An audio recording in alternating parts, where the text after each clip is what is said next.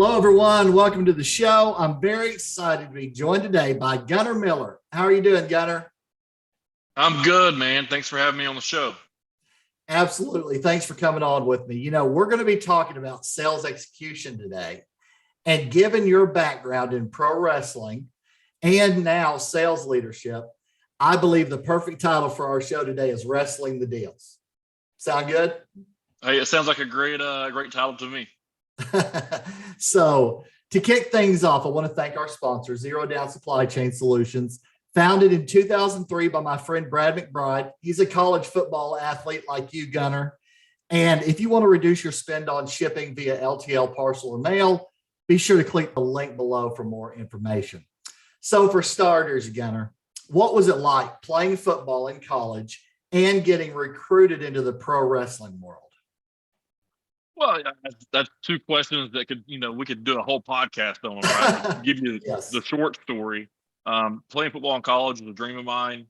Growing up, I always wanted to go to college to play football or baseball, and I wanted to go play professional ball of some sort. That was kind of my dream growing up, my aspiration. So I wanted to go D1, no matter what it was, and I got the opportunity to do that at the University of Tennessee at Chattanooga. I was the last one that they signed going into that signing class when Coach Russ Huseman came over, and it was one of those opportunities where I showed up and I was like, "Oh, I am not ready for this." My high school didn't prepare me, the coaching didn't prepare me, and I wasn't as a high caliber football IQ as I thought I was at the time at a 3A public school in Chattanooga, Tennessee. So I got thrown to the wolves, and we just kind of figured it out. I became a 4-year starter. A captain of a Southern Conference championship team, and ended up having a pretty good career there. Made a bunch of great friends, and it was awesome. And throughout that process, I didn't get to do the professional aspect of it like some of my buddies did who got drafted. But another sport did come calling, and that was the WWE. And I was recruited by Gerald Briscoe from the WWE. And I had a tryout in June of 2014 as soon as I finished up. So it was an awesome experience, and I wouldn't change it for the world. That's awesome, man. So getting recruited into pro wrestling, I can't imagine. What was that like? What was it like? How did that go?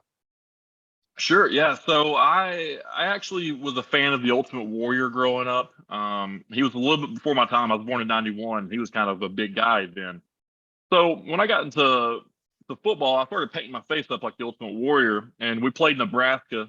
The first game of my sophomore season, I had a really good game. There was an article written about me. And in that article, I referenced the Ultimate Warrior. Well, this is when he was doing a comeback as far as like YouTube, motivational stuff, social media. He saw this article and he retweeted it. And then he followed me. And then he started conversations with me. And then he got my number. And where I gave him my number, and I was like, I'm going to get catfished here by the Ultimate Warrior. And he called me. I got a phone call from the Ultimate Warrior just about every week leading up to every game, preseason. He gave motivational videos to my team as well. And one day he asked me about professional football. I said I was realistic. I have neck injuries, probably not going to make it. He said professional wrestling. I said I've done zero wrestling.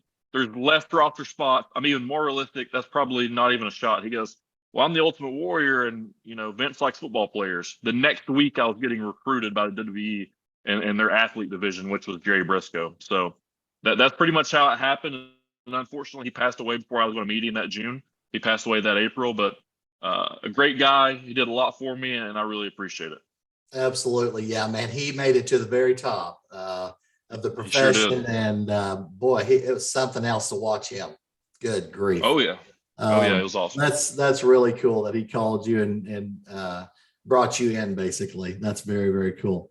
So I'm going to show our audience a clip of you, Gunnar, in action right here. So check it out, everyone.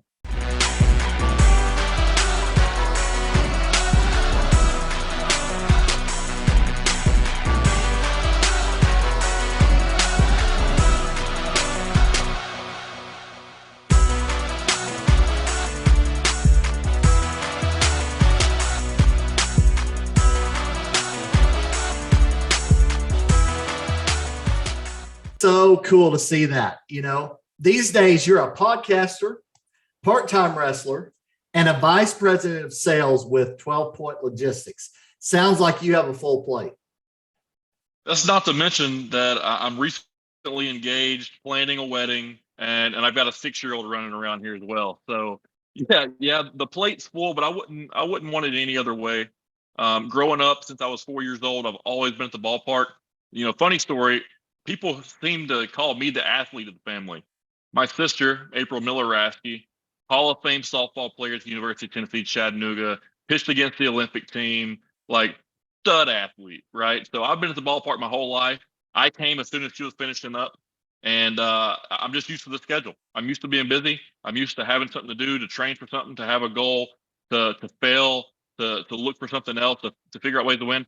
I'm just used to being busy. If I'm not busy, I'm depressed. So I like a full plate, and I'm always hungry. Sounds like it. Sounds like you do enjoy a full plate, and that's really cool too.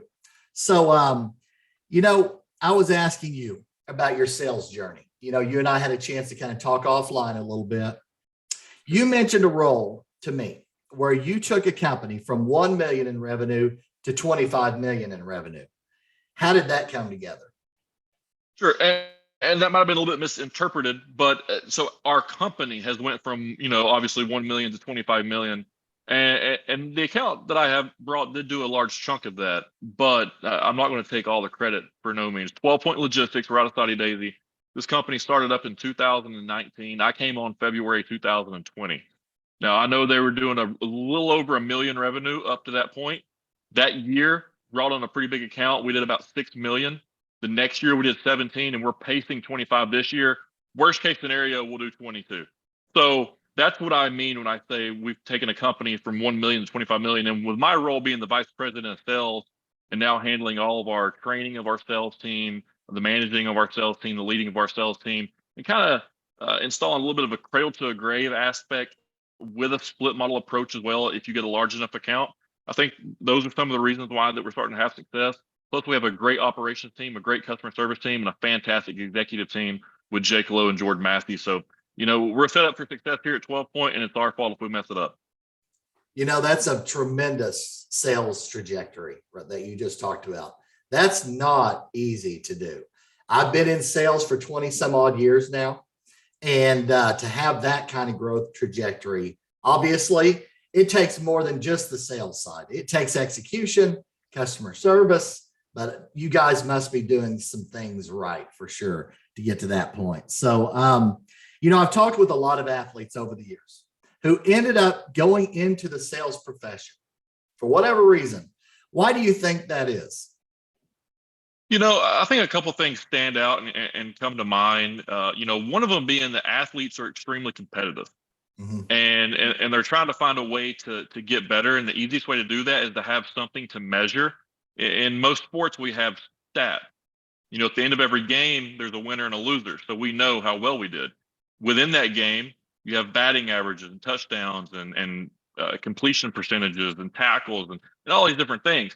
Well, in sales, you have the same thing. Your money is your wins and your losses.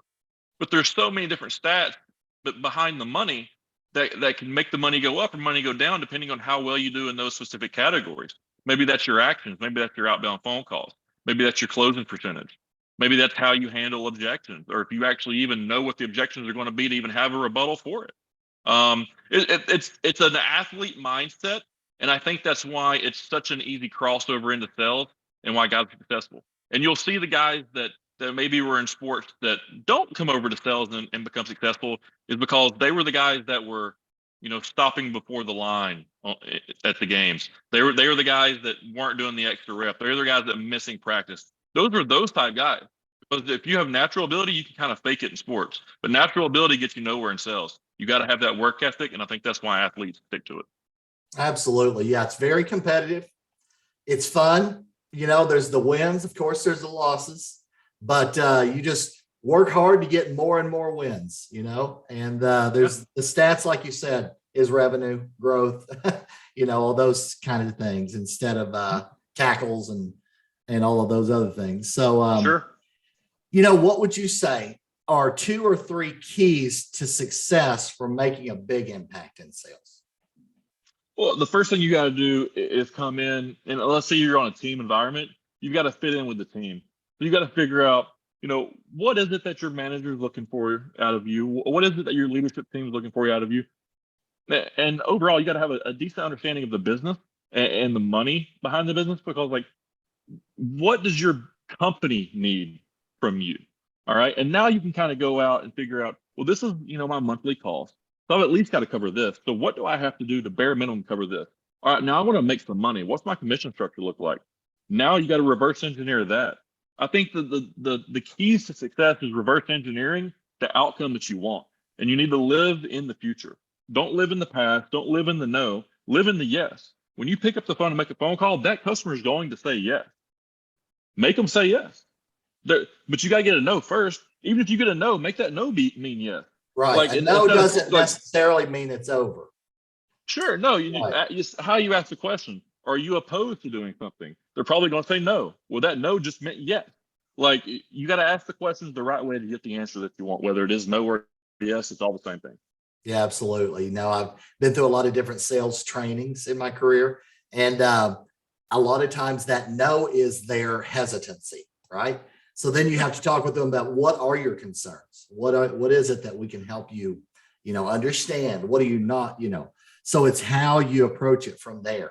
If they just say, I don't think so, I'm not sure, I don't think so, then you just end right there. That's not going to be very good for your career, probably. And another thing, real quick, not take too much time, but I would say personal branding is probably right up there with any type of sales skills that you can have in this market these days.